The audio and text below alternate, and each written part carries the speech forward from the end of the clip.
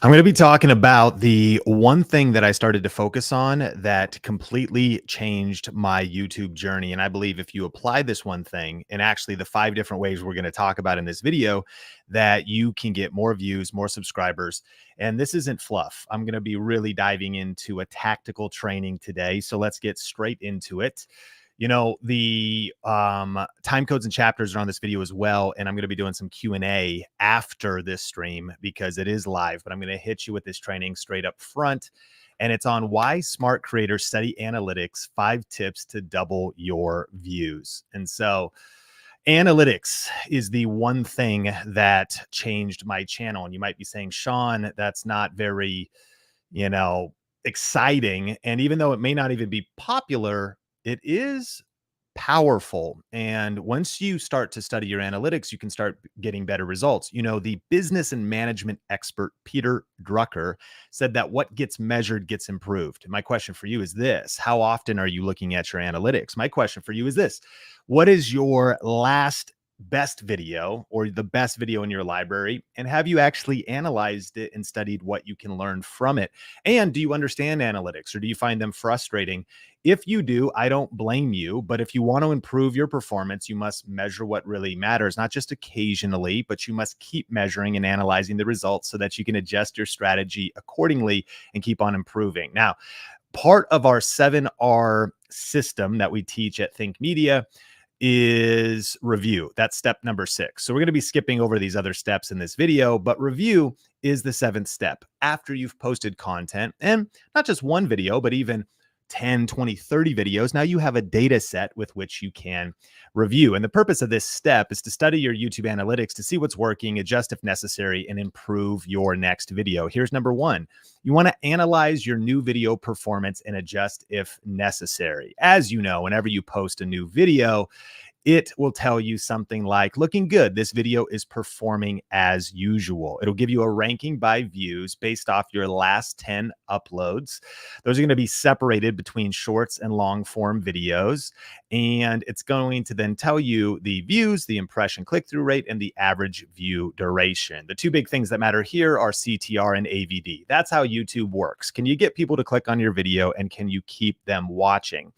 If those metrics are performing well, of course, there's other things, but it all kind of comes down to views, and your view velocity, 1 out of 10, is going to be an indicator that you did some things right. And 10 out of 10, we've all been there. If you've been on YouTube for a while, maybe indicates that you've done some things wrong. And I think the key here on the first one is that you want to be paying attention. And let me ask you this: do you ever pivot an upload?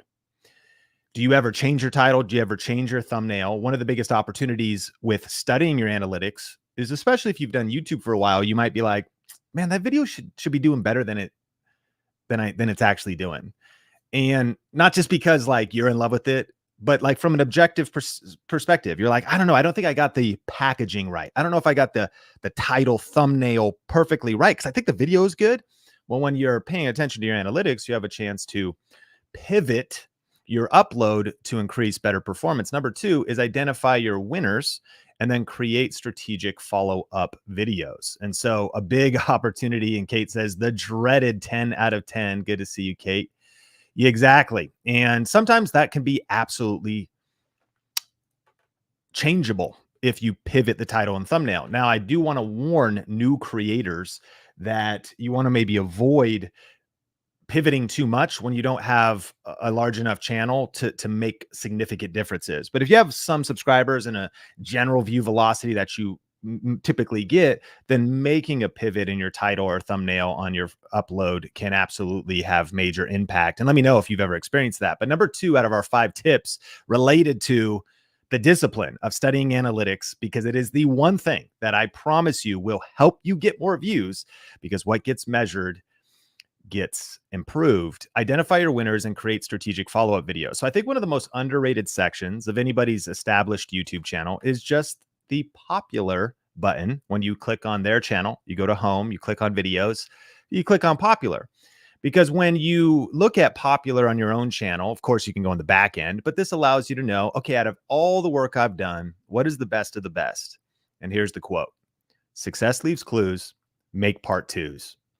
So if you can see in your most popular videos, those are the videos to follow up with a part two, maybe cover the topic again from a different angle. Maybe you haven't made the video in a year or two. Like there's something about if you've been on YouTube for 1, 2, 3, 4, 5 years, I think sometimes you get afraid of repeating yourself. You think, well, I already talked about that. And then you go to your popular videos, you're like, I guess I talked about that 3 years ago. Well, the world has changed.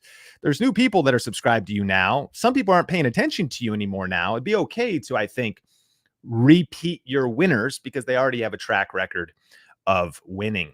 This is something you could also do on your competitors' channels. If you go to channels that are similar to yours that you're maybe trying to learn from, look at their most popular videos because success leaves clues, and that might inspire your next best video idea.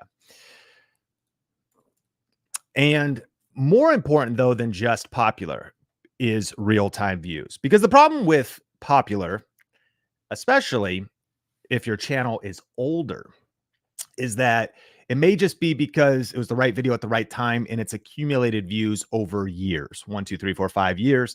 It's still giving you some feedback and some data, but it's not as powerful as real-time views. So the thing I love about real-time views is, of course, it's showing us two columns. We see the date the video was uploaded. That's that first column after the title.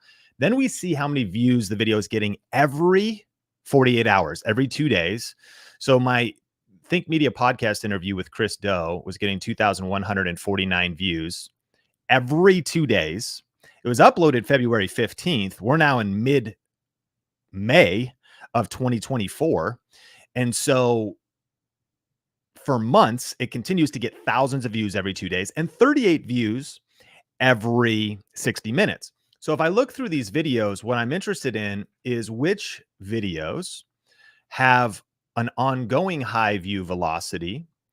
And what we're studying is we're studying our winners so we can double down or repeat. Maybe you invite the guest back on your show. Maybe you invite the person back for another interview, or maybe you spin off on another topic. I mean, here, this wasn't quite as long of a shelf life, but this video I made on the Google reveals their ranking formula. Okay, people probably want to talk about more of what Google's doing or more updates in video SEO. And that's not a surprise, but even the thumbnail and the title, then I'm like, okay, maybe I can spin off, or I've got more to say on that, or there's some new updates with how Google's been changing their algorithm. YouTube's been changing their algorithm. You get it. And so number two is you want to be looking at your winners, whether in popular or real-time views. And then you want to double down and repeat your winners. Identify your winners and create strategic follow-up videos. Now, let me know if you like trainings like this. We've got 3 more tips on these are some of the best analytics that I do encourage you. If you start focusing on this, your channel will blow up. I know for me, I used to just lob out random videos and I wasn't learning from my uploads because I wasn't studying analytics. What gets measured gets improved. And so we're going to get into the next couple tips, but today's video is brought to you by our Grow With Video Summit 2024. Have you heard about this yet? Yes or no? It's the #1 YouTube and video marketing online event. It's a 3-day event. It's happening a week from now. We've got Pat Flynn, Cody Sanchez, Ali Abdal, Dave Ramsey, Shalene Johnson, Patrick Bet-David, Nikki Saunders, Gary Vaynerchuk. It's pretty wild. Gary's answering Summit attendees questions. Patrick Bet-David is doing a live training and some Q&A. Ali Abdal's got like a 45-minute training. I don't think he shared it anywhere else. He's doing some live Q&A with our Summit attendees. So this is happening in like 4 days. If you hit the link in the description or you go to summit.thinkmedia.com, you can see the details. Super excited about it. Let me know if you've heard about it, if you got any questions about it. And actually, if you have a question, put 4 question marks before and after your question, because we're going to be doing some Q&A today as well. Number 3, learn from key moments for audience retention. These are getting deeper. I encourage you to watch until the end because it's about to get a little bit geeky if that's okay with you.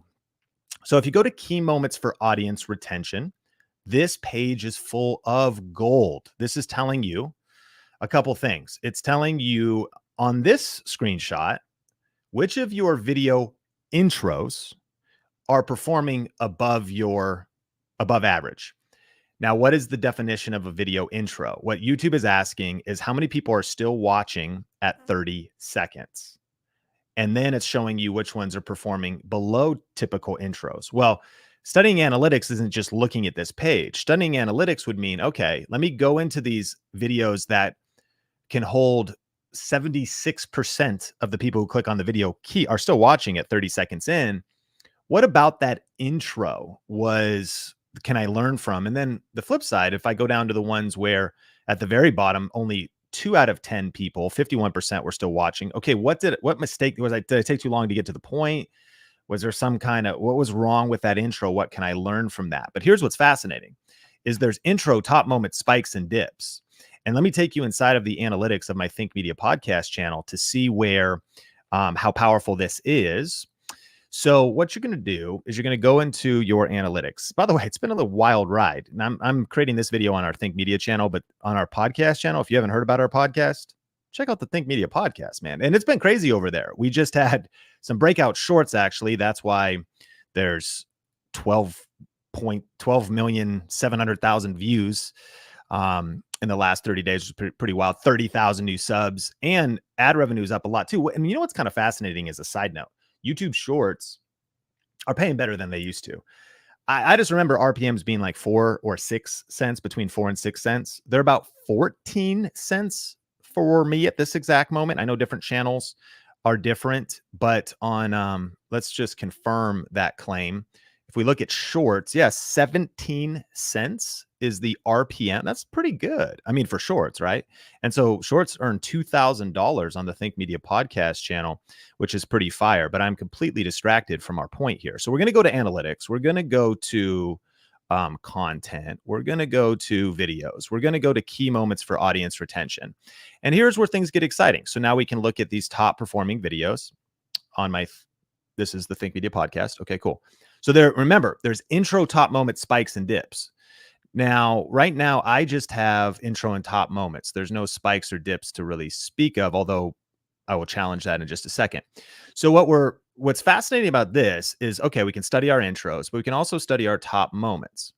Now, what's fascinating is that a top moment is like this entire area of purple. And what it's telling you, by the way, hover over and it'll say your viewers watched for longer than usual. Nice work.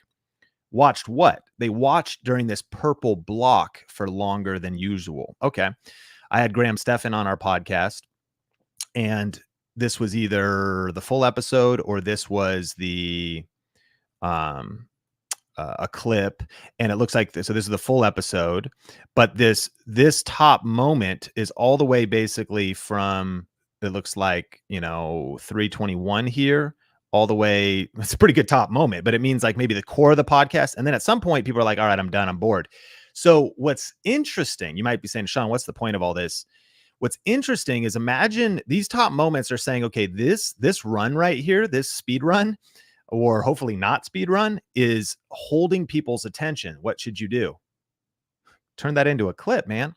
We could do better at clips. We already do clips and we're thoughtful about it, but like the start point is where attention, obviously is peaked, and then it's held throughout the whole thing. So it's like, okay, what happens? And this is actually a pretty big clip. So that's from 2 minutes to 46 minutes. You might be also saying, well, the podcast is already released. I think that there's something like, if I wait 6 months, what Graham Stephan shared in that podcast is going to still be accurate and solid. And maybe even parts are not. But imagine if I just put a reminder, I take that top moment, throw that into my timeline, maybe trim some stuff out. We did some stuff where we released a Patrick Bet David training, and it was all, we just edited it according to all of the stuff that is universal or just relevant for right now. But there was some of the stuff in the intro that happened to be based on the economy at the time that was irrelevant. So the repackaging of, if you will, some older content based off of the data and the insights here. Let's take it a little bit deeper. If you go spikes, and so there's no spikes to speak of in my videos over the last out of these options that I have. Actually, maybe I can go 90 days and see if I can get some more options here. We still only got top moments. No, we only got intros. We got top moments. No spikes or dips. So let me click around though. You can basically see if we can find a spike, a spike. There's a baby spike over there. You get it though. What's a spike on watch time when it goes up? You might also wonder, why does it go up? Usually because people have rewound the video on that watch time curve. So if they rewind the video, that area is getting more watch time than someone just watching linear. If someone rewinds, that is a good indication that you could turn that into a short, or you could turn that into a clip. Again, you could repurpose something from your video. So this is the power of your analytics, thus giving you maybe more uploads, more angles on it, or whatever. And so in summary, you've got these areas, and let me know if you see all of these, and if you know, you need some videos to study for this stuff to work, but it gives you the option to take your key moments of audience retention, to do the intro, which is viewers still watching around the 30 per second mark. Top moments, your viewers watch longer than usual, a section of the video, a particular consistent run of the video that held people's attention. That's a good clue for a clip, especially if it's a longer section. Spikes appear when more viewers are watching or rewatching or sharing a part of the video. Also a good indication that that could be not just turned into like a YouTube short, but if you're posting on multiple platforms, you just know like, okay, the audience and viewers resonated with this part. Let me chop that out. Let me do something with that.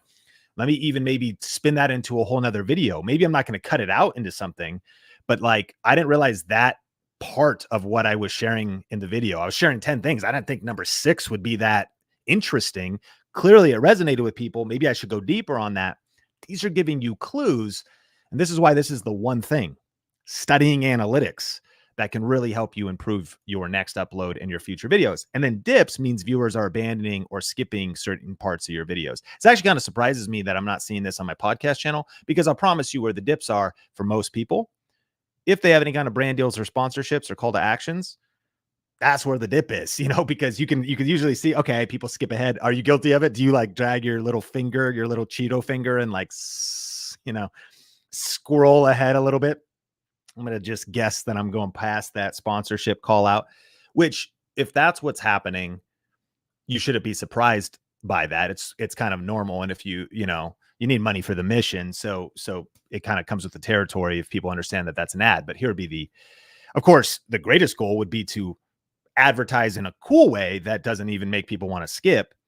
But I think the other thing to consider is, what if a dip happens and it's not an ad? What can you learn from the dip? I'll never forget, I believe it was a family vlogger that I was talking with. And this is actually kind of funny. What the husband learned in the family vlog era was that when the wife and the kids were on camera, audience retention was higher. And that when he was on the camera, just talking on and on, audience retention was lower. So they started to trim him out as a character. I mean, you got to decide what you're going to do with your own channel, but I mean, success leaves clues. So, he was like, all right, cool. I guess I know they want to see more of this, less of that. Then it helped them improve, that next video. So let's go to number 4. And if you enjoy trainings like this, can you hit the like button and maybe, even consider sharing this with somebody that is on their grind, building a YouTube channel. And let's hit number 4, traffic sources. Learn how viewers find your videos. So these traffic sources are from Think Media main channel. And as you can see, search-based content is a heavy traffic source. Browse features, that's going to be your home page. Shorts feed, that's going to be the shorts feed. Suggested videos, different than the home page. That's going to be over to the right. Don't look at those right now. Below the video and mobile. Don't go there right now. Stay with me if you're live or even on the replay. Hashtag replay fam. Don't get suggested a video. So dumb. And so you got suggested videos. Then you also have external traffic, not big for a lot of people. But, one of the things that's interesting about search-based traffic is if you're really good at ranking videos, Google's going to send you a lot of traffic. Like our main channel, Think Media, gets about 3 million views a year. I mean, it's pretty good from Google. And not because we have a good website, but because when people search on Google, that would still be tracked as external traffic. And that's usually that's 5% of our overall traffic beats a poke in the eye. But clearly you can see here, depending on the style of your channel, the strategy of your channel, things are going to be different. No doubt about it. Browse and suggested are going to be the most kind of viral traffic sources, although search can be often the most consistent. And it also depends on what you're doing, education versus entertainment, all that kind of stuff. So that's number 4. And then if you have any questions, I'm going to be circling back. I'm running a solo round on a Saturday. I'll be answering your questions. So drop 4 question marks before and after. After I hit number 5, I'll be coming back for your questions. Study your top earning videos and earn the more what? Study your top earning videos and earn the most money per view. That's not what it is. Study your top earning videos that earn. Would the T be title cased? It's a good question. Anybody that's good at English want to correct me? Study your top earning videos that earn the most money per view. Awesome. All right. So this was a while ago because I just showed you currently, which is more like 7,000 in the last 28 days. Doesn't matter. So estimated revenue on the channel, $4,425. You know what? Let's do this in real time. Why even?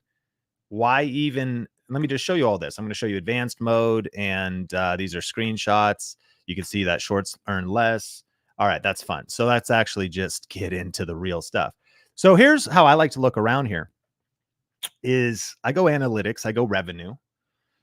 And what I'm interested in is a couple things. So one, on this basic page, we're going to just look at the past months, how much we earned in ad revenue, how you make money naturally, watch page ads, shorts, feeds ads. Okay, cool.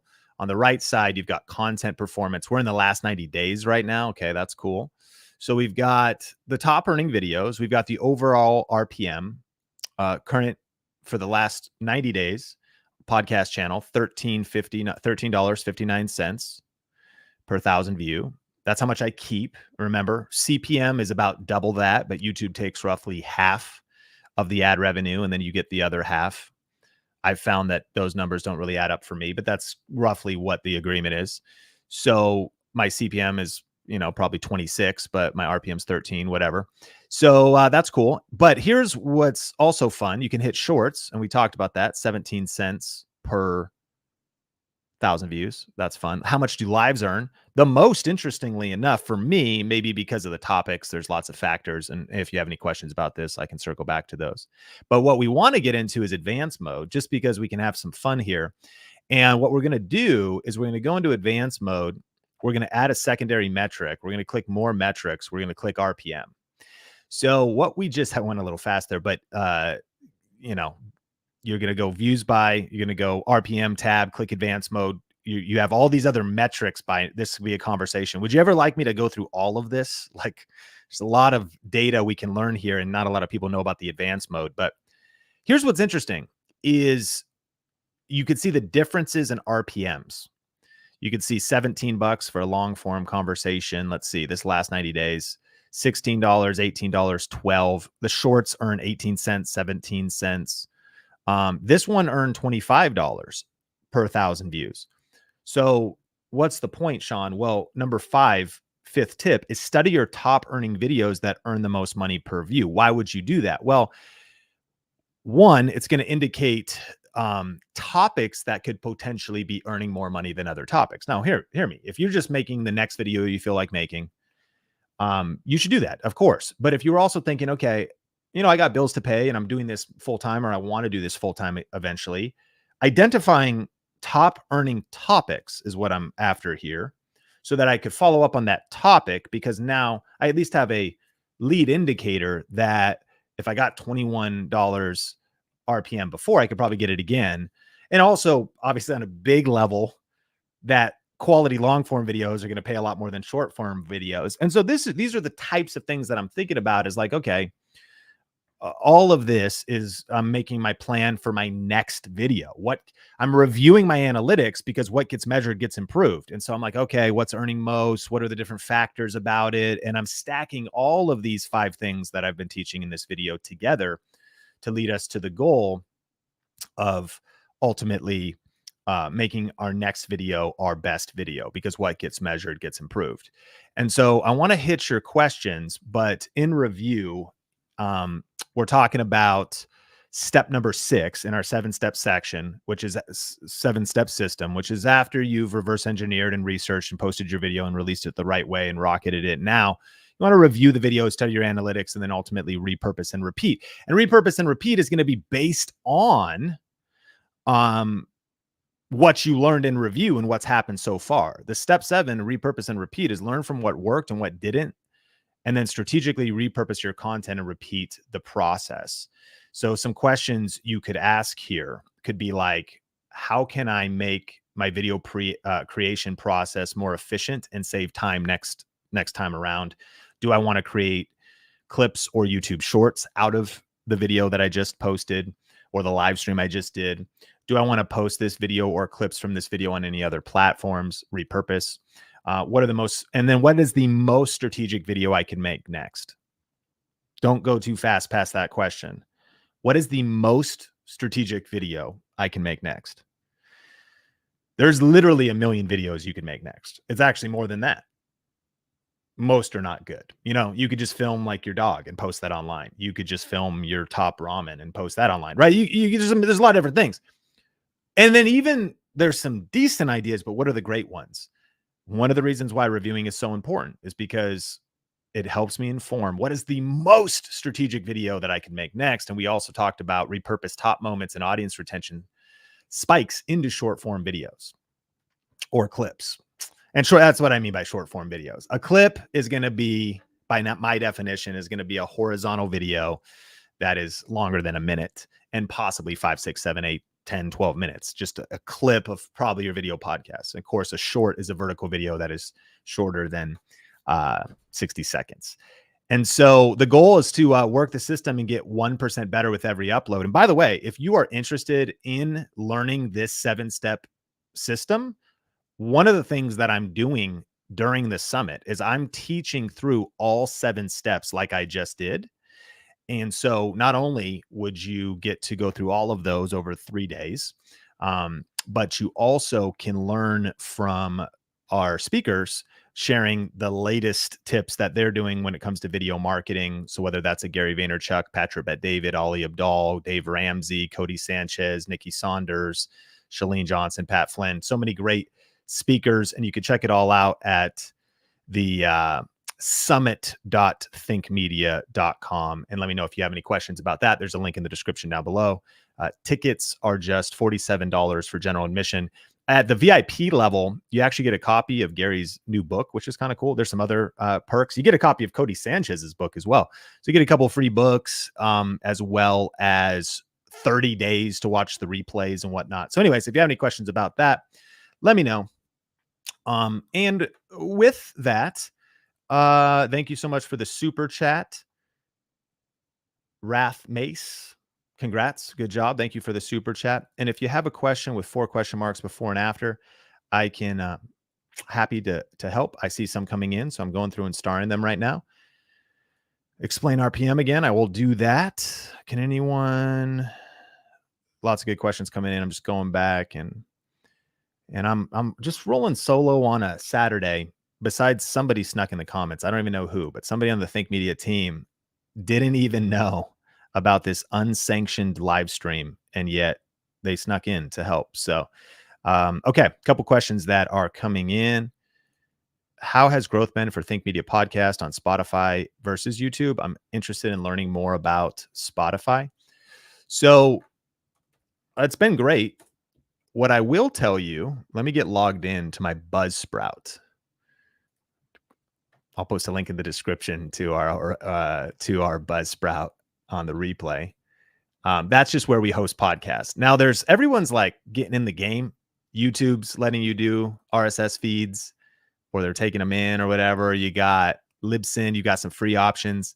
Buzzsprout is how I host the audio podcast that is called the Think Podcast. So let's check out stats. And then what Buzzsprout does is it's like a distribution management. It's easy to use. You upload your episode and then it sends it everywhere. And there are other options, but we personally love Buzzsprout. And once you get, kind of into something, you just love building there. Now, one of the reasons eventually that I think one of the things you should look for when hosting an audio podcast is the ability to do dynamic ads. What's a dynamic ad? What's really cool about audio podcasts is dynamic ads allow you to insert in the beginning, middle, or end an ad, like any audio file, across your entire library. So if you go to the Think Media Podcast and you hear me at the beginning, like, hey, before we get into the episode, the Think Media Summit's coming up, I can actually record that and then dynamically insert the ad into my entire back catalog of episodes. Now imagine it's not just the most recent episode, but the Think Media podcast in the last 30 days got 63,000 downloads, but any one episode hits about 4,000 in its full life cycle or something like that. So yeah, the most recent audio podcast got 3,027 downloads, but month wise, and so anyways, you get something with dynamic ads, and then let's check out the stats. So let's look at the listeners. Now keep this in mind. YouTube is not included in this, but Apple Podcasts is where 58% of our audio listeners listen. And this is going to be probably like the last 30 days. Yep, last 30 days. Let's go all time. Might take a while to load. 58%. Oh, that's still probably hitting the last 5 episodes. Okay, the last 5 episodes are Apple Podcasts, Spotify, and then a few others. This Google Podcast thing is probably getting messed up because Google Podcast is gone or about to be gone or fully gone, and now is YouTube Music. So what is even that stat? Do people still have Google Podcast? Let me know. So in answer to your question, I would tell you this. I'll put it on a list to study this and interview somebody that's an expert, because I know best practice on Spotify, you got to kind of pick and choose your battles. Best practice on Spotify, yes, you can also do video, you can do audio. There's some features over there. The way you leave reviews, I think, is stars only, like asking for reviews, distribution of podcasts. Are they searchable? I would say that my current podcast Spotify knowledge is not 10 out of 10. So I will bring you a podcast episode of somebody who could talk about all things podcasts on Spotify and even other places. Yoga Bliss Dance asks, explain RPM again. All right. So RPM versus CPM. What's the difference? Well, let's look at this definition right here that I just Googled, and then we'll break it down. So cost per milli is what we're talking about, and revenue per milli or mil. I don't know who needs to be fired for saying that, or like, because mil is a Roman term. So like, why are we using Roman terms? I don't know. And could they make it more confusing? I don't think so. Like cost per mil, which means cost per 1,000. Maybe they could call it like CPT, cost per 1,000. All right. Maybe it's not that big of a deal. So CPM refers to the money an advertiser pays every 1,000 times their ad is viewed. So what does CPM mean? CPM means Hopwater, for example, wants to sponsor a video. They're not sponsoring this video, but they're actually, I wish Hopwater would sponsor me. Legit. Have you ever had it? Okay. So Hopwater wants to sponsor a video, like makeup guru, like hand up. Look at the foundation. Okay, relax. So Hopwater is going to pay YouTube $20 for every 1,000 views. That would be a $20 CPM. Okay. So they pay YouTube $20. They're willing to pay for the competitive nature of getting in front of audiences that want like alcohol-free refreshing beverages or something. Great. Okay. So they pay $20. Then that's the cost the advertiser pays for 1,000 times their ad is displayed. Whereas the revenue measures the revenue the creator gets. So both CPM and RPM provide publishers important insights into advertising revenue and shape their publishing strategies. That's exciting. So basically CPM is what YouTube gets per 1,000 views, is what they're charging the advertiser. And then they're taking their cut and they're giving you your cut. Someone on the internet asks, why is my RPM so much lower than my CPM? Well, because RPM is after YouTube has basically deducted their fees, and they're going to deduct what people say is they're like, YouTube's got the coolest monetization in the world. I still agree with that. YouTube is the most generous monetization platform. That's still true, no matter how frustrating it could be. And I know there's issues and there's the glitch and there's different things, but compared to everything other option out there, it's not the perfect economy, but it is the best economy, the YouTube economy for creators. Okay. Saying that, they say that you get 55%. This is thrown around in lots of places. The creator gets 55% and then YouTube gets 45%. That's not true. It might, well, okay. You decide if it's true. Let's actually look here. Let's look right here. We'll go into our more metrics and let's just look at the CPM. We can compare video by video. It's not going to tell me the CPM. Okay, it is in some cases. Okay, this is interesting. I'm gonna drink my hop water or eat my foot. I don't know what I'm talking about because actually look at how much money this is wild. So if the CPM on this video is 23, I got 18. All right, relax, calm down. Let's go back over here and see if we can get more like channel wide CPM performance. This is a futile. I want to keep it going on the Q&A. It's not futile, but all I'm saying is if I can look at channel wide CPM, oftentimes I've seen that it feels like I'm getting more like 20 or 30%. So let's just draw this conclusion and you tell me based it on, let me hear from you. Can you tell me in the comments? What we can decide is it varies. That's it. It's different. Like it's a sliding, like sometimes RPM's higher, CPM's higher, sometimes the gap and the percentage between them are higher. And when it's all said and done, I'm like, all right, YouTube, thanks for the opportunity, man. You're changing our lives. We're grateful here. So we're not complainers. We might be frustrated, but you can either make excuses or you can get results. And so here at Think Media, we just punch fear in the face, press record, keep learning, and we get results. Okay. Let's see what other questions are coming in here. Can you translate the Optimist for me, please?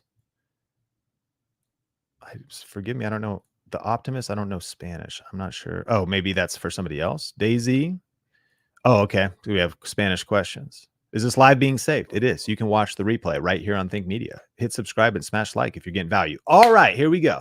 Should I do a podcast via YouTube with B-roll? And I take myself and have a lot of trying to make long form vids that I'm entertaining, which is why I want to be a podcast partner. So if what I'm hearing you say is, should you do an audio podcast with video, then it would become a video podcast once you get a microphone and a camera and something like StreamYard, which is what I'm using. You're off to the races. That's exciting. I think you absolutely should do a video podcast and not just an audio podcast because it just gives you more chance. It gives you exponential more expansion to then turn the video into clips and shorts and other things and use the video. Plus, you can tap into all the audio things. If you're saying B-roll, that just sounds hard, but it's not necessarily a bad idea. If you just mean you would record like a nice voiceover of great content and, all that kind of stuff, and then go back to the edit and like fill in shots and it's your own B-roll, sounds great if it actually was good storytelling, meaning visuals. But it also sounds difficult.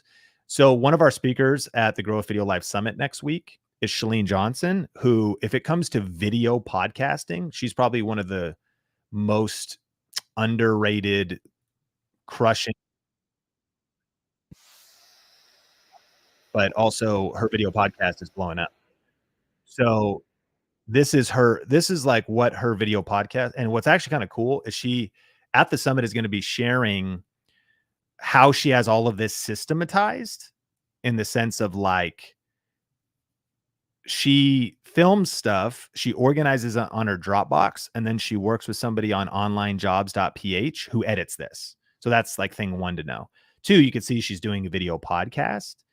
Three, you can see there's just all kinds of B-roll, whether it's from 20 years ago or whenever some of this stuff was from like her early fitness career to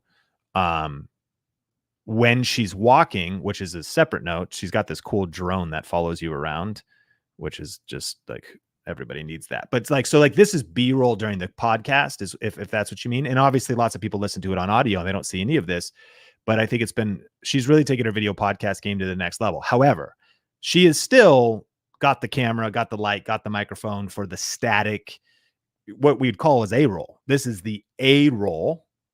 If we're using video making terms, this would be B-roll. Like this is a B-roll clip laid over the A-roll of her narrating through her entire podcast.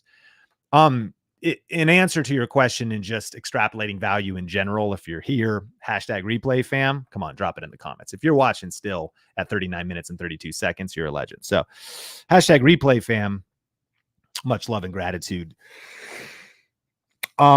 This is a really good video podcast model. I also don't recommend starting here. You might be like, well, I don't have a budget. I don't have a team. Oh, I get it. But there's a lot of lessons to learn. And also what's kind of crazy is you could argue, more than argue, Shalene Johnson's channel was dead and she never really cracked the YouTube code. She's on her way to 1 million views, 25,000 new subscribers.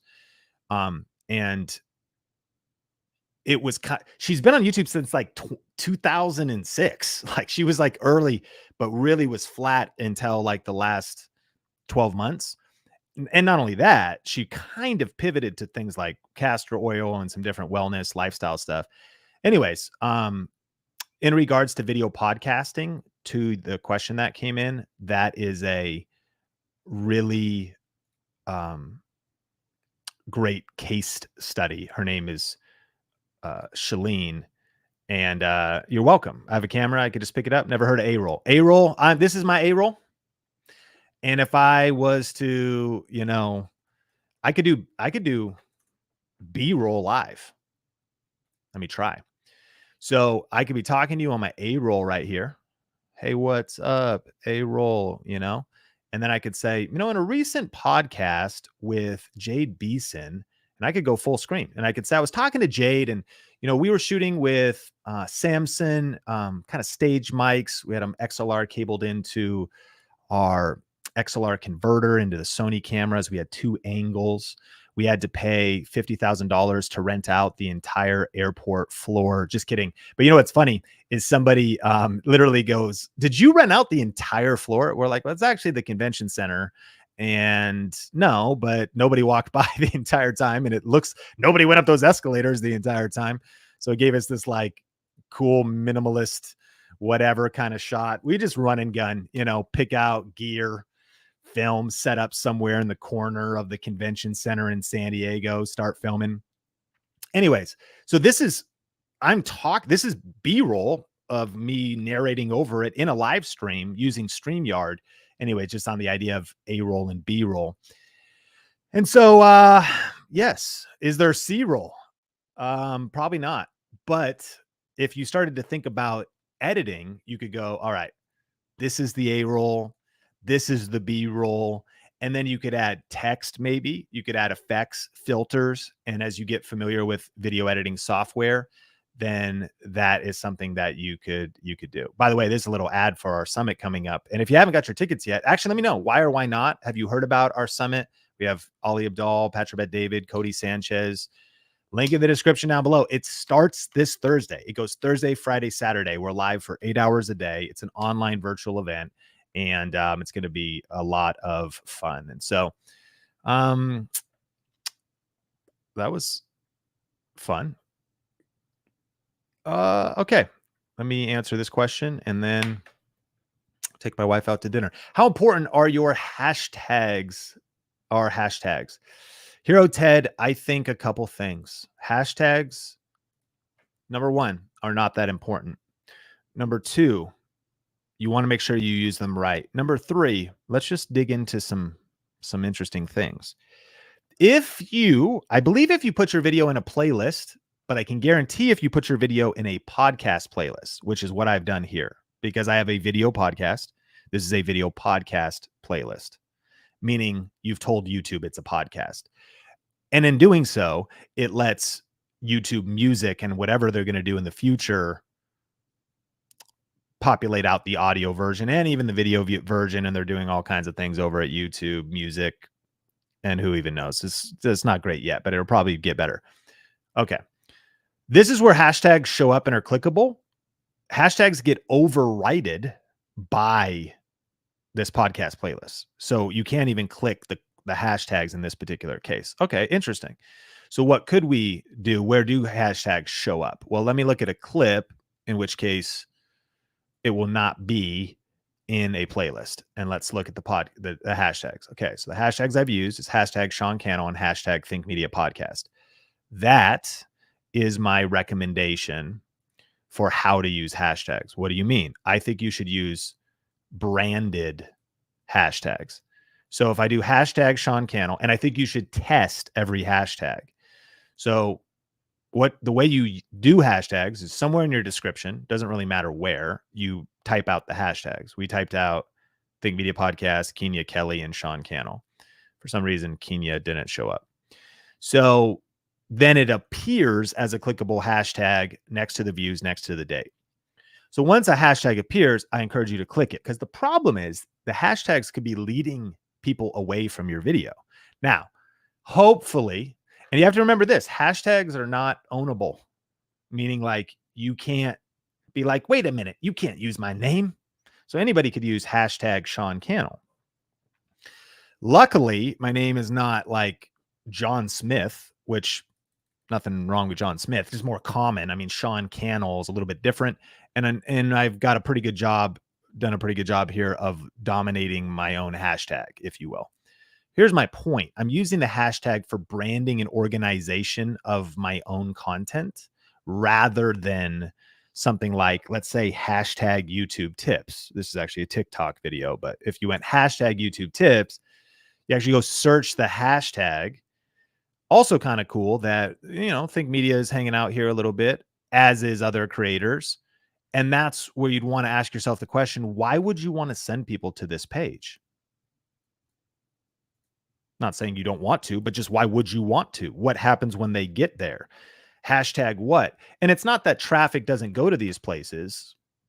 It certainly does, but it's pretty insignificant. So that's why generally hashtags, I would say, don't matter much. So then my branded hashtags are hashtag Sean Cannell, hashtag Think Media, hashtag Think Media Podcast. Up to 3 show up, and those are the 3 I typically throw in a description. Every so often, I might throw hashtag creator economy or something like that. But the problem, again, is I actually think if you go hashtag creator economy, I'm not there. I'm not there. I'm not there. I'm not there. So I'm not even there. We got a short from Think Media Podcast that like shows up there. I am there eventually. So think about that too. If someone even accidentally clicked on that, they're like, where am I now? This video looks interesting. And now they've been distracted from your content. So that's like the fundamental flaw with hashtags. But for one sneaky trick that you can also do is, if watch this, that 3 are going to show up, then the hashtag strategy would be the first 3 are your branded hashtags, because if you know that you can roughly control those, first and last name, nickname, brand name, channel name. Okay, cool. So for me, I'd do like hashtag Sean Cannell, hashtag Think Media Podcast, hashtag Think Media. But then in my description, I could keep going because only the first 3 are going to show up. So then I could go hashtag Sean Cannell, hashtag Think Media, hashtag Think Media Podcast, hashtag Creator Economy, hashtag YouTube Tips. Why would I do that? Well, I would do that because now I would then associate my video with that hashtag. I'd organize it, categorize my video with that hashtag. But whether I actually show up there or not doesn't really matter. And chances of someone digging into my description and clicking the hashtag are basically 0. So really nothing's lost, and there's only potential gain with associating your video with a hashtag that you would like to get discovered for. The overarching disclaimer of this is everything I just said is, I would say, was not the best use of your energy on any given day.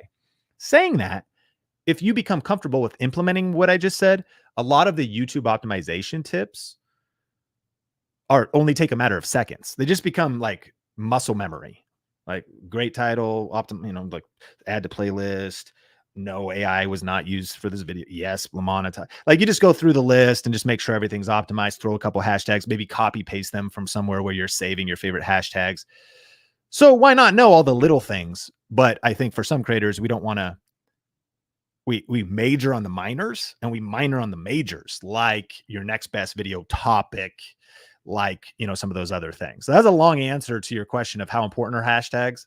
I'd say not very important, but if you want to be a best practice, if you want to apply best practices, then everything I just described, I think, would be the way I would do it. Hey, thanks for all the super chats coming in.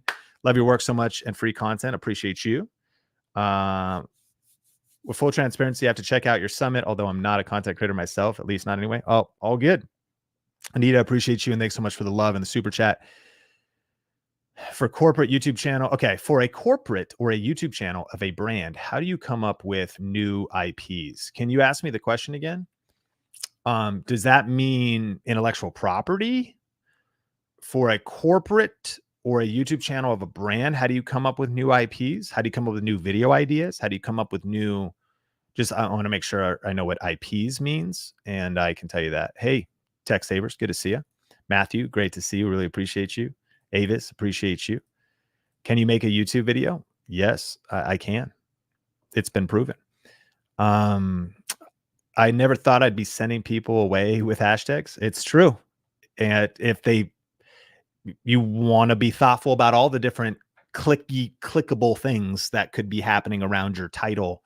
And when possible, awesome TVR creators, of course, keep people focused, etc., on the content that you're making an impact with.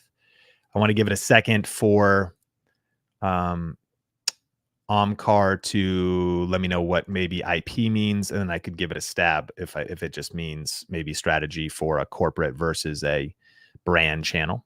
But would love some clarity on that one. And then let me know, hey, where are you watching from? If you're just jumping on, 173 of you. Appreciate the love. Appreciate you being here. While we're waiting for the response there, let me just give out one other shout to the fact that we are 4 days away. 4 days, 18 hours, and 50 minutes if you're here live from the Grow with Video Summit. We've got some incredible speakers. It is a 3-day event. It is happening Thursday, Friday, and Saturday, May 23rd through the 25th. Pat Flynn, Cody Sanchez, Ali Abdal, Patrick Bet David, Nikki Saunders, packed with value. Listen, if you're just dabbling on your YouTube channel, it's just a hobby, then maybe this isn't for you.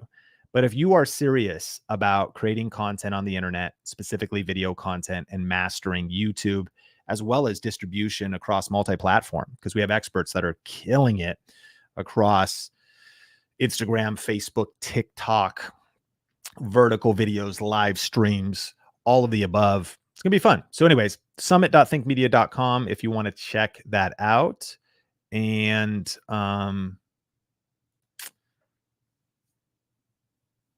Ron, appreciate you. And if you want to grab a ticket, summit.thinkmedia.com. And we're going to move on to the next question, maybe the last question. Hey, shout out Bremerton, Washington. Born in Seattle, I am. Married in the San Juan Islands to my wife of 18 years, Sonia, the Pacific Northwest. Okay, a couple more questions coming in. And forgive me, super chat, Omcar. I just don't know what you meant by IPs, but I will land the plane on a couple great questions that have been coming in. Why are some of the changes looking like you premium content and you've moved away from the monthly subscription model? Why are some of the changes looking like premium content?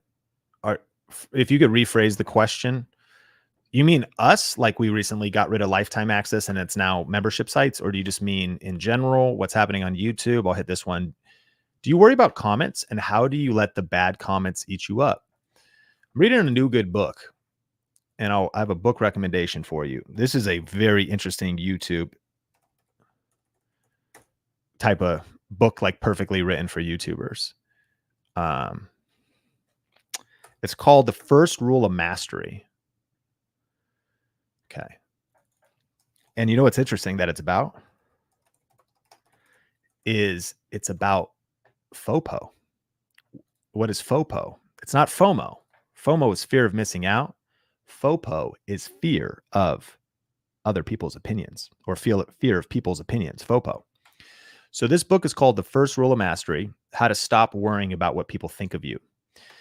It's a little academic, but it's Michael Gervais is a high performance psychologist that works with all these athletes. And imagine needing to have your head in the game to go play an away game, and you're playing the NBA finals, and you have people yelling at you, and maybe the media is slandering you or like saying stuff about you, and you've got stuff in your head, and you've got like stuff your dad's, you just have all this stuff going on in your head. How do you lock it in? He's a high performance guy. And this idea, I think, of fear of people's opinions. And my answer to your question, do I worry about the comments? Yeah. I mean, honestly, they do affect me, and negative comments can get kind of, get you in your feels. And I think that maybe it's easier for others to deal with, or they care less. But I think also it depends on how you're wired. And I know I like to be liked. I like to be to please people too. So I think the cool thing about punching fear in the face and stepping out on YouTube is it's a journey of self-discovery and self-development.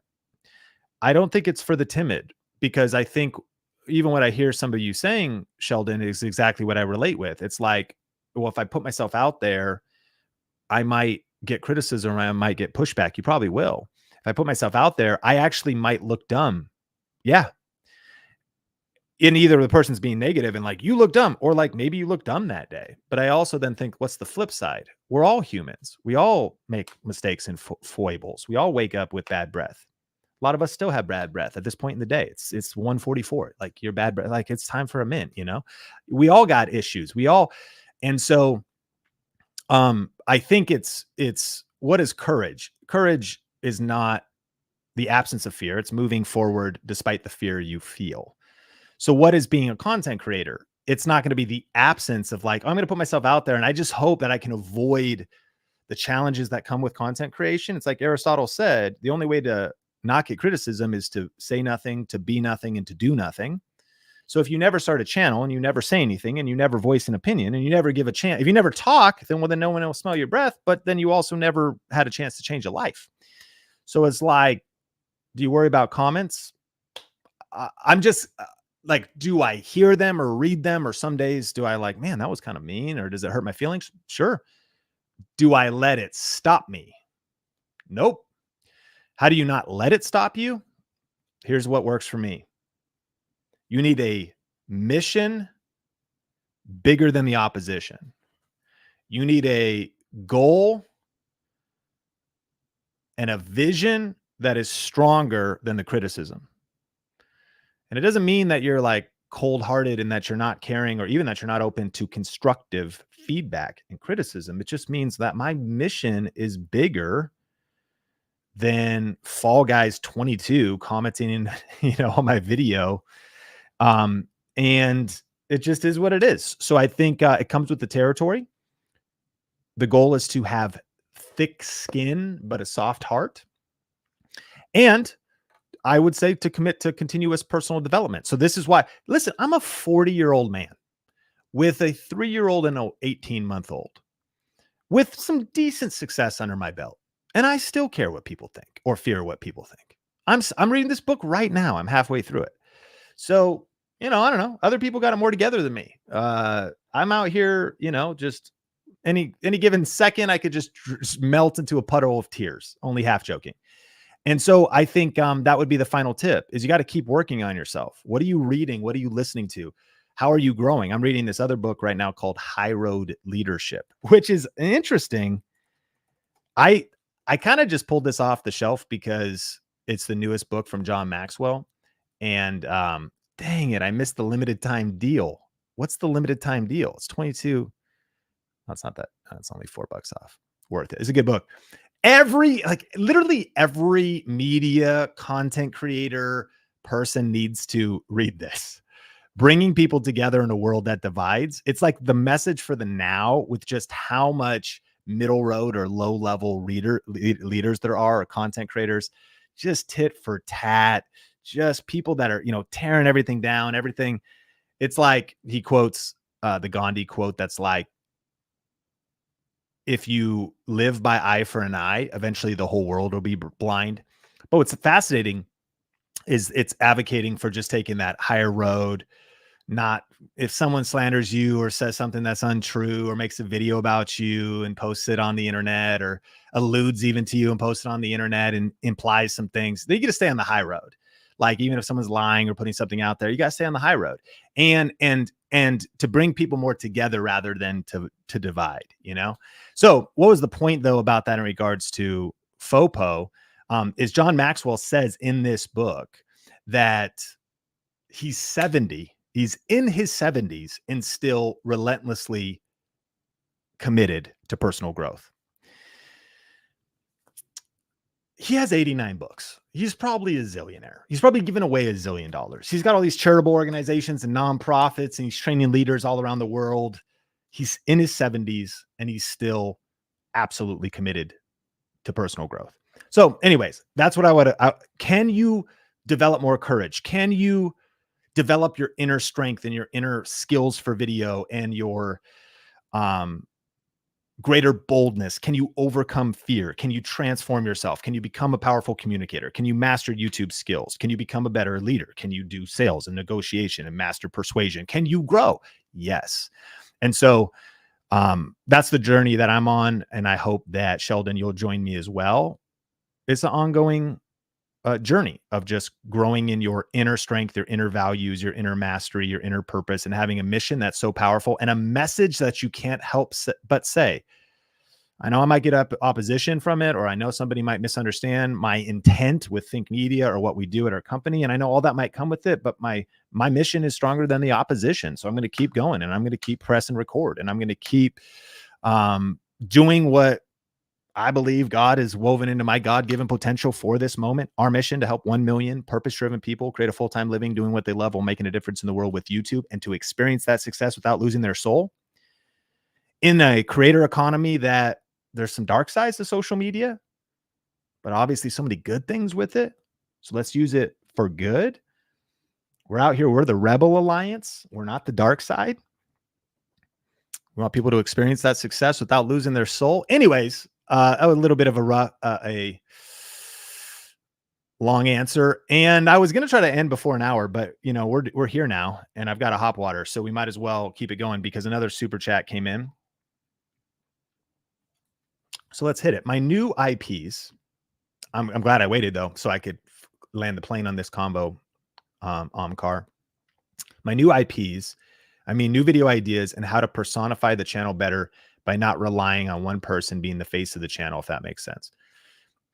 So here's your models. So we'll go back to your original question. And this is it's a deeper question. This is a good question for business owners, brand owners, and personal brands. Everybody should stick around just to think about this question. Here it is. So if you have a corporate YouTube channel or brand channel, so here's kind of your options. You've got personal brands, pretty obvious. Usually your face is going to be the avatar of the channel. Personal brand. You've got media companies. You've got different models of media companies. Think Media is one. You might see like Craig just dropped a video on the Elgato teleprompter. You've seen me. We've had some great people that have been a part of Think Media in the past, and they're doing great things now. Grateful. You've got media companies that have different faces on one channel, like Think Media. You've got media companies like Barstool Sports that have multiple different shows. Daily Wire is a media company. You've got Valuetainment. That's like PBD Podcast is a personal brand podcast, but that has other guests. And then they have lots of interviews come on. So there's these kind of different models. So my fundamental thing that I would say to this question is kind of thinking about what is your model. I've got a couple other examples for you though. You then also have the idea of Kingston Technology is one of the most interesting YouTube channels because this is a brand that sells memory, jump drives, memory for building out computers and stuff, SD cards. Well, they hired Trisha Hirschberger, I believe is her name. You can see her here. She is talent for Kingston, the brand. I also want to say that this is all just my observation. I don't think we've ever met. That she's been working here at Kingston for a couple years. Like, not necessarily information you care about, but like, so Trisha Hirschberger, but she also has her entire own channel that you can see right here. Okay. So now we're just going back to this question when I maybe took it to a place different than you thought. Like, so you have a brand or some kind of company that wants to start doing YouTube. Can somebody at the company be the face? Could the team be faces of the company, of the channel? Could you just hire somebody? There's agencies that do this all for you too. You could hire an agency that will hire the actor or the talent and run the channel and do the thumbnails and all the different stuff. So if you're a business with a big budget, you're just bringing in an expert right to it. And that would be, an agency is basically outsourcing it all. The other option is you're going to build a media company inside of your company. Like if you're a brand or a corporation, the new thought is like, I'm starting a YouTube channel. It's maybe the wrong thought. Because if you just start a YouTube channel, you go, well, what could we upload? Like we did some B-roll at that. We shot some behind the scenes at the company potluck. Okay. What? But like, that's not okay. Like what's the value? What's the show? What's the position? What, like, a lot could go into it. And so a lot of businesses and brands, they upload like their yearly recap, and they upload like a donor dinner, and they upload a product trailer. And the reason their channel sucks is because it also is not even really a value-based channel. It's just like a portfolio of the random videos that come out from the company or the corporation over the years. So I think it's about, that would be the fundamental thing I do at the start. And then finally, you also could go faceless. The another couple media companies you can look at is Vox. I want to say on Vox, you might not see a face. This isn't going to be easy to pull this off. Okay, that's B-roll. You have a narrator. You have voices. No, that's none of those things. This is an ad because I'm not on YouTube Premium, and this is 15 seconds that I have to watch. So I'm going to switch to our channel with YouTube Premium. Okay, here we go. So this entire video is a faceless video. And you might, why we just saw faces, Sean. Well, I think those are a couple interviews. You see what I mean? Like it's, and then by the way, though, how many people worked on this? This is all it took to pull off this Vox video. It took 2 producers, an editor and an animator. Melissa did the additional research. Adam did the story editing. Sarah and Kim edited the copy. 2 other executive producers and an art director. That's it. So in this video, only, 2, 3, 4, 5, 6, 7, 8, 9, 10 people made this little video here. And that also makes me wonder, like, are the producers responsible for like thumbnail and packaging it right and stuff? Okay. So anyways, pretty thorough answer to what you asked, which is just some things for conversation. Can you, again, develop a team member? Could you hire external talent? Do you want to eventually have multiple faces? Do you want to create value-based videos and take a faceless channel model? And what I might do then, your next step would be to research the strategic advance on any project. Phase 1 might be like, what are even our options? So hopefully I'm expanding your view a little bit. That's thing 1. Then you might look at, okay, here's like a couple of the options. Which ones are we going to scratch off the table? We definitely don't want to do that. We don't want to do faceless. We for sure want some talent. Okay, cool. So then where could we get them? And then knowing that, you also might know, like, let's do auditions inside. Let's do some test videos with our staff. And there's like 3 people that would volunteer that might like trying out for this. And they pass the test of like, they've got a degree of charisma, the ability, like they're not years away from being great on camera. They're maybe months or a year away from being great on camera. They have some raw skills. Okay, cool. That might be one of the people. And then again, you could literally hire it out. And so there's a lot of different approaches. If I'm trying to build a YouTube channel for a corporation or a brand, it's going to be no small things. You'd probably count the cost as well. You also might be like, Sean, dude, you're taking it to a crazy level. There's like a guy that can spend 5 hours a week on this, and that's it. And that's what we have now. We have no money. We have no budget. Well, okay, cool. Then you got to work with the resources you have. Then the guy that can spend 5 hours, let's figure out what he can do. On the flip side, it also might be like, what's your budget for this? And I don't think you need to spend crazy amounts of money, but we're talking about brands and corporations. And I think that sometimes what's wild is they might spend $500K to $1 million on like some Facebook ads or more than that. They're going to do that all the time. What's wild is, like, imagine if you could get a brand convinced that instead of spending like $500K in 1 month on ads, which I understand is driving the business and making a profit, if you just spent $400K and invested $100K into creative for the entire year. Imagine if you just said, we're going to spend $100 grand. I'm going to hire somebody part-time. They're the talent. They'll come in a couple times a week. We'll hire a shooter part-time. We'll hire, like, you could do a lot with $100,000. And so there might be a way to think about how could we allocate or reallocate spending that's in a different department and apply that to,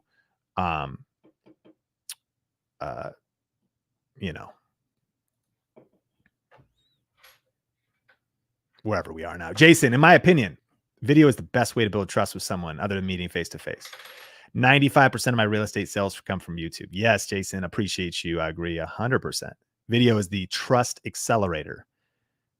Hero, love you. Thank you. Appreciate you. And advice for someone who's been on YouTube for 5 months. Have the long-term mindset. I'm glad you've been at it 5 months. Have a 5-year mindset, even though you should absolutely expect results before then, but have a long-term mindset. YouTube is a marathon and not a sprint. Aggressively obsess over improving your videos, and just get 1% better with every upload. Try to get into a community. We call it a YouTube Jedi Council. And one of the things that, Mr. Beast went on Joe Rogan to be interviewed, and he told a story, and Joe was like, how did your channel blow up originally? He said, well, one of the things that we did when our channel was like under 20,000 subscribers, Mr. Beast, Jimmy, right? He goes, I found 4 other YouTube psychos. That's a quote. So 4 other people who are obsessed about YouTube. And we met every single day on Skype for 1,000 days in a row, and we never missed a day. You say, what's some advice for someone who's been on YouTube for 5 months? Get around some other people who are not casual about their goals and who are obsessed with the thing you're obsessed with. And in this case, it's YouTube.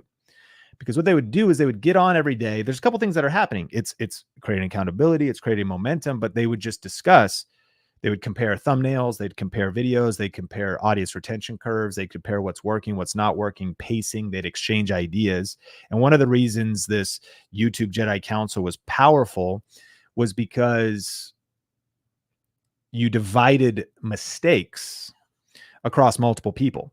So if like over the next 2 years, you have to make all the mistakes yourself personally, and you're going to make like 20 mistakes and you have to learn with them, it's going to take you 2 years to do that. Well, if you got with 4 other YouTube psychos and everybody made their 5 mistakes in the next couple months, and then they all shared them together, you go, oh, I'm not going to do that. You avoid weeks, months, and even years of pain by learning from others. That's always the accelerant. 2 ways to get wisdom. You go make the mistake yourself and learn from it, or learn from other people's mistakes. It's much better. Like, they already made the mistake. Hey, don't do that. Like, oh, fix that. And, watching each other's videos. So then your question might be like, okay, well, where do I find a YouTube Jedi Council? One, you could build it. You could just try to like go to different Discord groups, Facebook groups, whatever, look for anybody else that wants to link up. It might be hard. 2, you could buy into it. Always super smart. You could buy into a group or a paid community of some kind. And get around, like, some of the stuff inside of our VRA group is like different cohorts or different niches that get together. And a lot of times you don't have to be in the same niche. You're just comparing best practices and some other things. So you could get into those different environments like that. And then I think be patient, because it can grow over time. Buy tickets, get to events. I've been going to the VidCons and the Vid Summits for a long time now. And so my relationship network is pretty extensive, and it's been helpful with how Think Media has grown. But here's a big key. This is also like the first VidCon I went to was 2014 or 13. So I've been going to these things for over 10 years. Just 10 years. So you're saying I'm 5 months in. So if you don't have a YouTube Jedi Council in the next 30 days, you're like, I know nobody, and I can't even I think the vision is say, man, I got to build a strong network, because iron sharpens iron. I want to keep learning and improving, and I want to commit to the long haul. And plug time.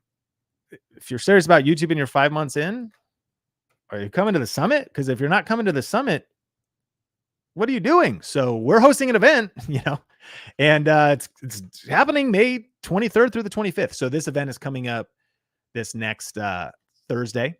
It's a virtual event. No travel needed, no airline or hotel needed. You could do from home. 3 days. We have Ollie Abdal, Patrick Bet-David, Gary Vaynerchuk, Dave Ramsey. It's pretty wild. It's going to be a cool lineup. Never quite seen a lineup in the creator economy for anything like this before. So anyway, this is also coming up. But if this is right for you, no big deal. Just heads up, we are hosting a 3-day deep dive educational event about not just YouTube, but best practices in video overall, as well as you probably notice like where we lean at Think Media is towards kind of expert creators, education channels, and business channels. That's why our speaker lineup is people like Gary Vee, obviously in business, Patrick Bet-David, insurance, and now valuetainment, big business builder. He runs 9 companies right now. Ali Abdal, author, the productivity stuff, killing it on YouTube, as well as deep YouTube knowledge. Dave Ramsey, obviously personal finance, probably one of the OG media legends, the original content creator who has not just dominated YouTube and TikTok, but authors, books, etc. Cody Sanchez, also like laundromats, brick and mortar businesses, just crossed 1 million subscribers on YouTube. So our lineup is great because if you're a business owner, let's get leads and clients. This event will really help you. If you're a content creator, this is the event you need to be at, because probably one of the biggest missing pieces from your average content creator, AKA accidental entrepreneur, AKA I'm a content creator, but I don't really know how to own a business. That's why we want to get you around these kind of people, because there was a report from the Tilt that actually discovered that if you want to do content creation full time, for the people they surveyed, full-time content creators, only about half their time was spent on creating content. Well, what's the other half spent on? Business stuff, getting the business organized, taxes. I mean, even if you have a CPA, accountant and stuff eventually. So learning the kind of, this is like not the sexy stuff, but learning ops, leadership, how to run a business, the finances side, just the organization side, just the even personal discipline, time management, organization of files, Dropbox, all this kind of stuff. I mean, the nitty gritty. So I get it. We all want to talk about like thumbnails and virality, which we'll cover, but what about how do you build a real business that has ongoing profit, not dependent upon ad revenue, things like that. Anyways, that's it. That's the summit. And if you want to check it out, you can go to summit.thinkmedia.com. And there's also a link in the description of this video that'll take you to this page. This event is happening in 4 days. It starts Thursday, just so you know. Excited. Did you get your ticket yet? Are you coming? And so how much are tickets? The general admission tickets are $47, and you get to watch the replays for 24 hours. So it depends on where you are in the world, right? What you do know is, let's say you get off work, not during when we go live, you'll be able to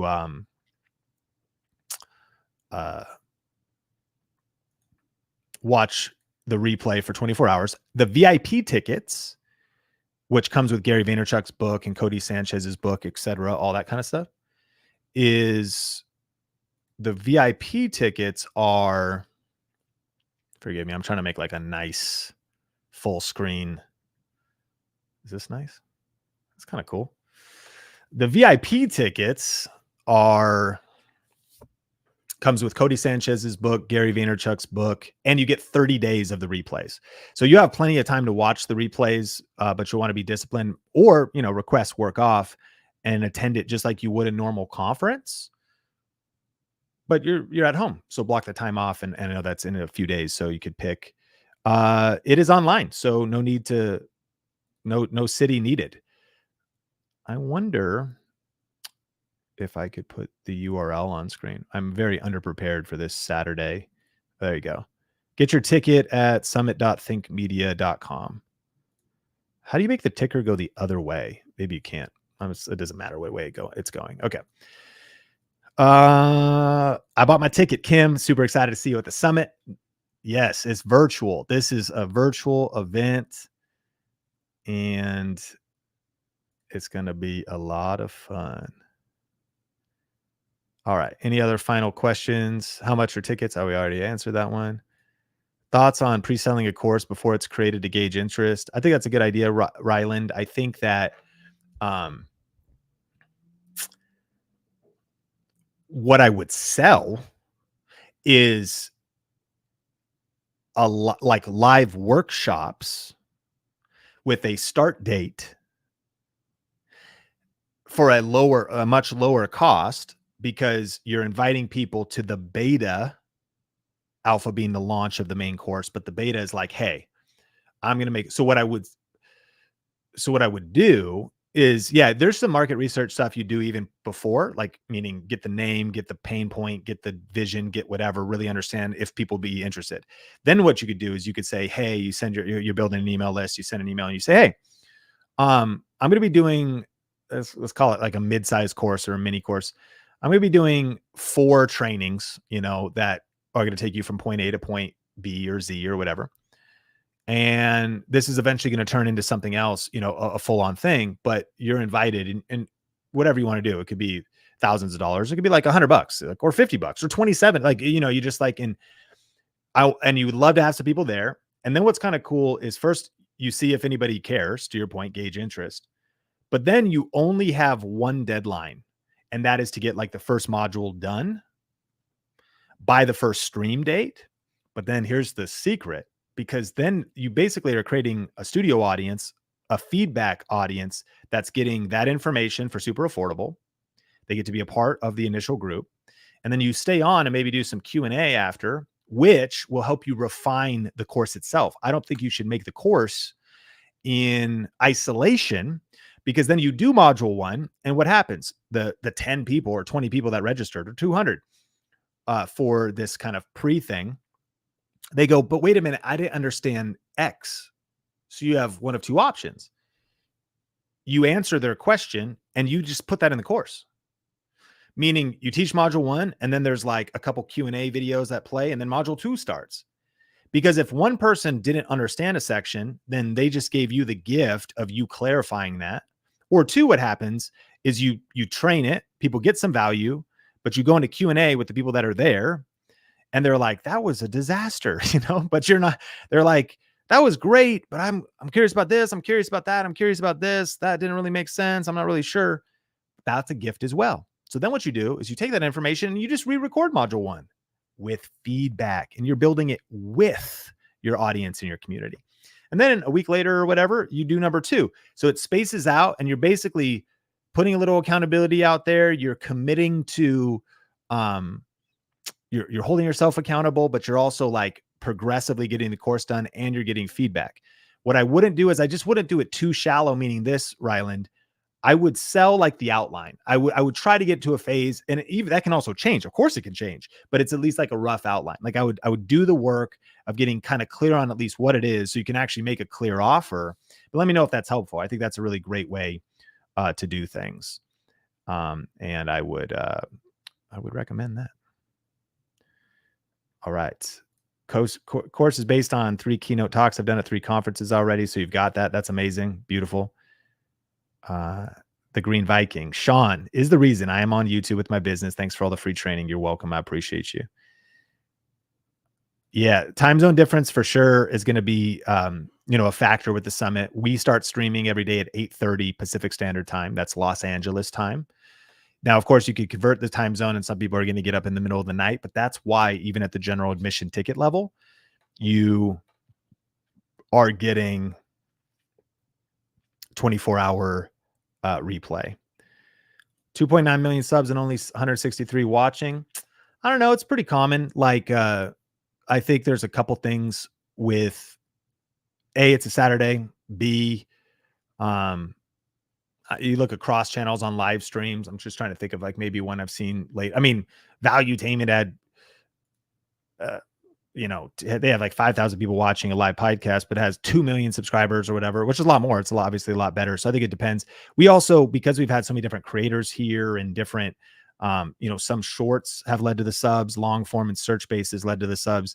So what you could do is you can actually go in to even see who even gets really distributed your content. In fact, this will be, let's see what channel we're looking at. So we're looking at the Think Media podcast channel. It's interesting to look at. This is a really powerful metric that not a lot of people look at. I should have talked about this one earlier. By the way, if you're just joining, the beginning of this whole training was pretty fire. So like, look at who watches live only on my podcast channel. It's only 4% of the viewers that even will watch live. And then shorts is 94%. And that's because things have really blown up. Let's go last 365. Just curious. I guess it's the same because we just had this shorts breakout. So yeah, I mean, it is what it is. When you're also an OG channel, I'll admit, man, a couple million subscribers over 10 years is different than a million subscribers in 1 year. Because, and by the way, that's why what's is kind of interesting is, we still have 2 channels going here, more than that as well, other things we're working on. But a lot of people don't, maybe they don't even understand that we have our Think Media channel where we kind of talk about tech. It's gone through different eras and different changes. That's part of the couple million subscribers. I am self-aware of what's happening on Think Media. Like if you do video editing videos and some camera videos and some lens videos, people don't want to watch this live stream, like, and they didn't necessarily subscribe for Sean. They maybe subscribe for another creator. It's just different eras you go through. And so I'll tell you this though, come back and check the replay views as well, and check the replay views in general. But listen, I don't got to defend myself to anybody. Just grateful. Heart is full. If you go, lives 9K on kind of a promo, 85K. That's better to the, 163 watching. I think the missing piece for a lot of play is replay value, right? So the replay value of this last live stream I did, 85,000 views. I'm just out here learning, trying to do my best. Okay. Friends, we're an hour and 25 in. Oh, appreciate you, Yoga Bliss Dance. Thank you. Close out with a pitch of your new monthly subscription model of VRA, please. I haven't heard much about the changes. I don't want to go too far into it, but I'll tell you this. VRA, our main course, is you no longer have the ability to get lifetime, which I would also argue it's no longer a course. What does that mean? It's a membership. It's we keep updating it. We keep changing the modules. We have a whole staff. We have 25 people that work at Think Media. We have lots of support there. The community, the monthly show, the VRA show, the channel reviews, the Q&A, and all the different stuff that happens in there is all ongoing. It's unsustainable if we sell it as a course with lifetime access. It's as simple as that, because people could be in it, and many have been for now 5+ years, and they keep getting value in the benefit. So the simple change we just made is, like Netflix or like a Hulu, there's no such thing as lifetime access for Netflix, right? Because they keep adding original content. So that's basically it. It's just monthly subscription model, because we have, and we also have a track record of continually updating it, rebuilding it, monthly value in the group, most valuable group I've ever been a part of. There's other people out there that teach YouTube and stuff. I don't think anybody has a staff like we do, simply meaning, what's the point of that? Is like, my vision has always been that we're obsessed with helping our students win, our community win. And I also know I'm limited. So that's why we have Think Coaches and Think Faculty, and the group is alive, and why I've invested profits into people to make a stronger community. And then the membership is also what supports that. When you take something like YouTube, it's changing so often. And so it also gives us a chance to where we can pivot with the changes, and people can be a part of something that they just know will continue to evolve and continue to get better. And just like you continue to get value out of Netflix when they upload new stuff or license different content, you just can. And when you might get to a place where you're like, I don't want Netflix anymore, then you can cancel. That's how it is for VRA as well going in the future. Like, people are in it, they're saying like, man, this is super valuable. So that's kind of the big vision. And Yoga Bliss, appreciate you. Lots of VRA live things, as well as the step-by-step lessons. 100%. Yeah, I love you. Appreciate you. Hello, great content. Can I ask you, what type of content should I do for shorts? I have tried a replay of reels, but doesn't work. I think you want to get crystal clear on who is your target audience, who is your channel for, and then what YouTube shorts are working in your niche. If you're unclear of your niche or your value, so go find 5 to 10 similar channels with a similar value proposition and audience to yours that are doing shorts. That's going to be a big clue, because I have noticed too, we'll post some vertical videos on shorts versus TikTok versus reels, and the views they get are radically different.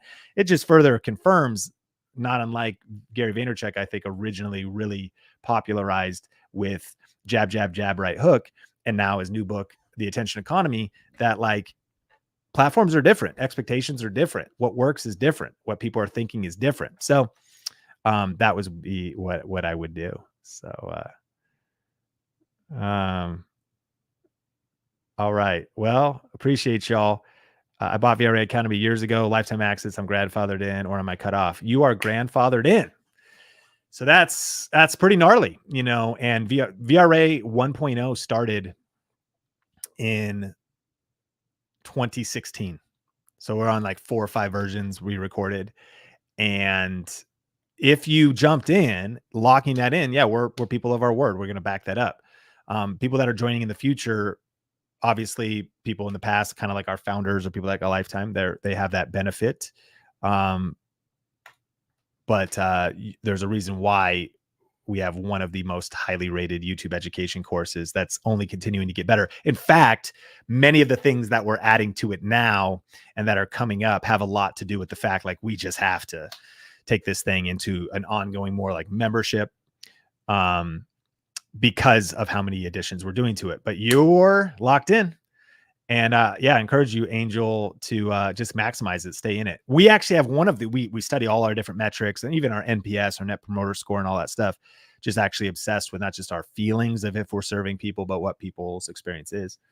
And active members is one of the key things to know about, right? Active members in the Facebook group is something like 8,000 or 9,000.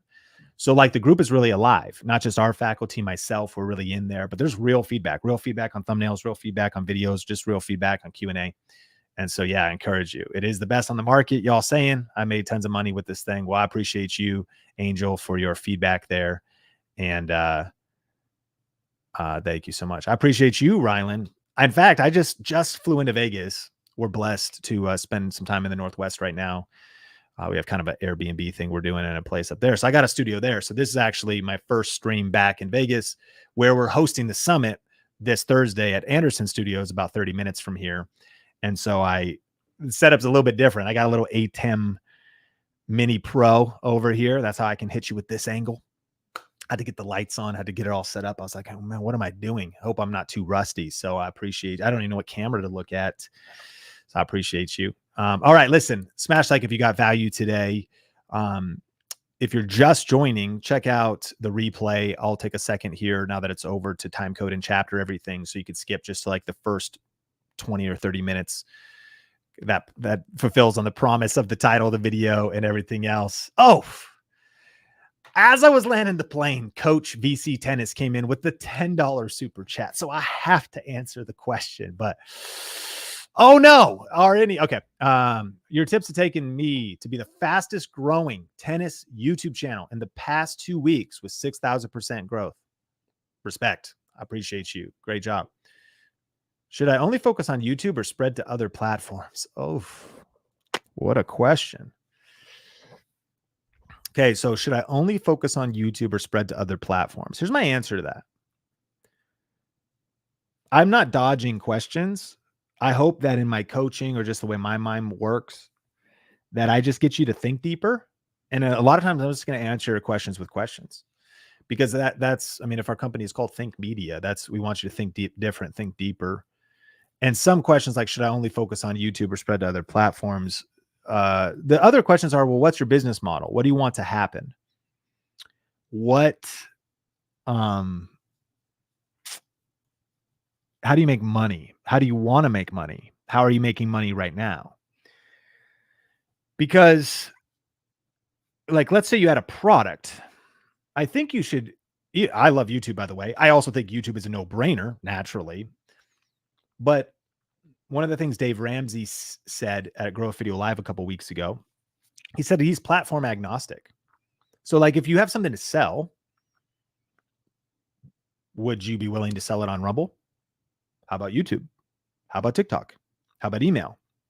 Answer is yes. You just want to serve people and help them, right? Okay, so I think the willingness we should have, depending on what it is we're trying to achieve, we should have an open-mindedness to just anything that works and anything that is effective. I also think one of the biggest mistakes that not just content creators make, but business owners make, is they do too many things too soon. So it's not whether or not this is a good idea or bad idea. The question is it a good idea right now? And I understand that's what you're asking. Now, if you would tell me,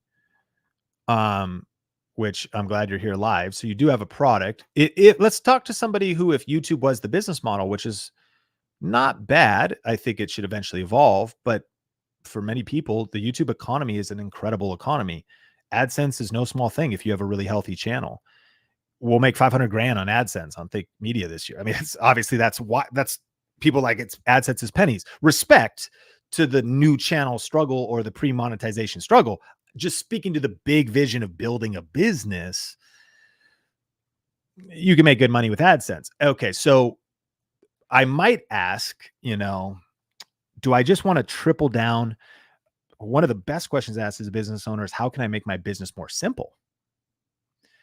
And if the answer to that is like by doing less better, then that's another angle to look at. Now, when you say you do have a product, my next question would then be, it's all about sequencing. Okay. I would say for sure you should be on the other platforms. Then the next question would be, but by when and who's going to help you do it? My personal journey was I focused just on YouTube, probably 95% of my time exclusively for the first couple years. Meaning, if you went back and studied my Instagram and Facebook, you would see me posting, but it'd be like my wife and I on vacation. Makes sense. And maybe every once in a while it'd be like a particular YouTube video, but I wasn't like I'm going to dominate Instagram, dominate Facebook. I played around on Snapchat for a while, kind of daily vlogging.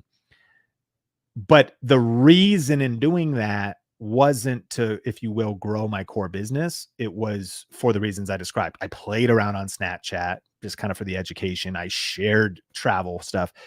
Okay. Today we post 350 pieces of content a week.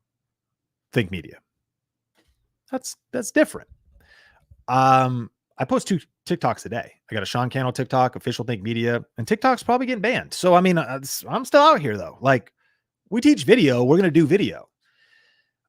We then DJ that content on Meta, so Reels, Facebook, Instagram. And then Shorts.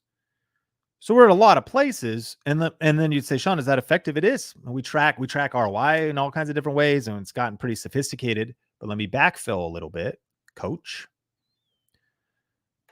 I got a team of 25 people. So I think that your next move is potentially to define the sequencing of some like maybe benchmarkers and milestones.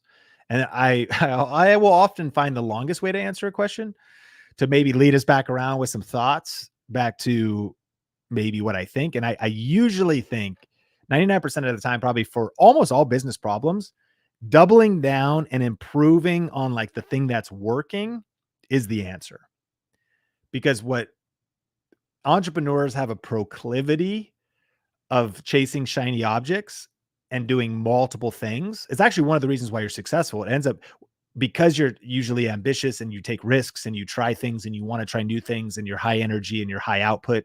Oftentimes you just want to do a lot of things. And so you barely get like maybe one thing working. You got to do that. You're like, well, let's do this too. Cause I'm kind of, whereas if you just refine and improve, for example, it's like eventually build a website and eventually build a funnel and eventually build a product. The thing is, what a lot of people do is they move on to something else when what they could go back and improve the website and improve the funnel and improve the product. And as you may know, if your landing page is converting at 20%, tweaks to that landing page can make it convert at 40%, which would dramatically change ad cost, which paid ads is a thought. It would radically change ad ROI, I should say, because it's not just the cost of getting people to the page, but how many people are signing up when they get to the page simply from some tweaks on it. So I would have a proclivity towards the improvement and the maximization. If you already have momentum with something, the ability to have more momentum with that thing is higher usually than getting momentum started somewhere else. Final thing, let me give you a book or recommend a book. It's called Who Not How. You should start every platform tomorrow if you know who's going to run it. You don't need to read the book, just read the title. So Who Not How is you go, how could I start being on every platform? And what this book will teach you is the better question is who is going to help you distribute your content on every platform. So you know you're ready when you have the right who. So to me, those are like yes, you should expand off YouTube. You already have a product. You should sell your product anywhere that people are interested in, where you can get conversions and scale that thing to the moon. Problem is, a lot of times it could be counterproductive if you stretch too thin without teams, systems, and the right sequencing, which is where all the magic really happens. So, Sean, you're the goat of YouTube. I appreciate you. You've been watching your stuff for over 10 years, and I will remain focused on YouTube. My man, let me know, did you get any takeaways or ahas from that? And in light of that, what do you think your sequencing is? You're going to remain focused on YouTube, but is there a hire next? Is there some systems next? Is it just going to be patience? And some of it, this is the underspoken thing that we talk about. And I think as I'm maturing a little bit and, I'm 40, like how often does he mention that? Like, is he insecure and having a midlife crisis? My wife just told me I am. I came out with this Star Wars shirt. I got this vintage Star Wars shirt that had like Luke Skywalker in the helmet, like X-Wing flying, and on the back, it was a New Hope, like vintage shirt. And my wife just looks at me and she goes, no. What's happening to you? Like, what are you talking? This is a classic. Episode 4, A New Hope. She just goes, no, Sean, you can wear that out with the boys. What do you mean? And I was like, all right. She goes, are you having a midlife crisis? And she said, the first sign wasn't that shirt. There was another sign. She goes, the first sign was something. And then she's like, and then I saw that and I was like, what's happening with my husband? But here's one of the things that's happened as I've been maturing is that self-awareness is a superpower. So I think self-awareness of what is it you want to build is a big question. And where I've been maturing is just that sometimes too many people project themselves into all their coaching, and it's a mistake. Like, my goal would be to maximize your strengths. That's actually why I want to ask you a lot of questions and actually give you less answers. Because if I have the hubris to just project answers on you, I'm not sure what you're solving for. What is it you want to build? How busy do you want to be? How much work do you want to do? How big a team do you want? Do you even want to manage a team? So a solopreneur, everyone takes their opinion and they're like, big company is the only way. Solopreneur is the only way. W-2 side hustle is the only way. And it's like, no, actually, we're all unique individuals. Let's get wisdom. And so that's why I like to ask a lot of questions. And I do think that there's probably a lot to be said about never going to any other platforms, maximizing YouTube, except that you're vulnerable on one channel. They call that like the scariest number in business is 1. If you only have one channel of leads, you're vulnerable. If you only have one employee in that position, you're invulnerable. What if they quit? If you only have one payment processor and they shut it down, you're vulnerable. If you only have one ad account and it gets shut down, you're vulnerable. Like, the scariest number in business is 1. I'm the only one running the business. Duplicate yourself. So there's some things to think about, but I think there's something to be said about just self-awareness. What is it you want to build? What scale do you want to do it to? I am way out in the deep here at 1 hour and 42 minutes into this stream, but we're here. Hope you're having fun. The name of the book is Who Not How. I'll do a recap of some books in the description. I still don't know who is Think Media. Someone has the audacity to be here helping. Are you not in the private chat? Because I don't see any studio chat. I don't even know. Not that it matters. I'm thankful. Or just maybe this person doesn't even work here. They just hack the channel. They have the login and they're deciding to help by responding to people's questions. Thank you for not fully crashing our channel yet. Let us know any takeaways you have away from this live stream. Thank you, anonymous Think Media moderator that's helping on a Saturday. Listen, I think we're good. The moderator is giving me shush signs. What are we doing? Like, what are we witnessing here live? Thank you so much. I appreciate you. So thanks for hanging out today. My name is Sean Cannell, your guide to building a profitable YouTube channel. If you haven't got your tickets to the summit, go to summit.thinkmedia.com or link in the description down below. The summit is starting in 4 days. It is a 3-day event. It is happening online, so you don't got to travel. Check it out. If you're just joining too, check out the replay because the beginning was better than the end, probably. I really appreciate you. It means the world to me that you're here. Hashtag replay fam. If you made it this far, you're a real ride or die. So I appreciate you. And I can't wait to see you in a future stream or video. Peace out.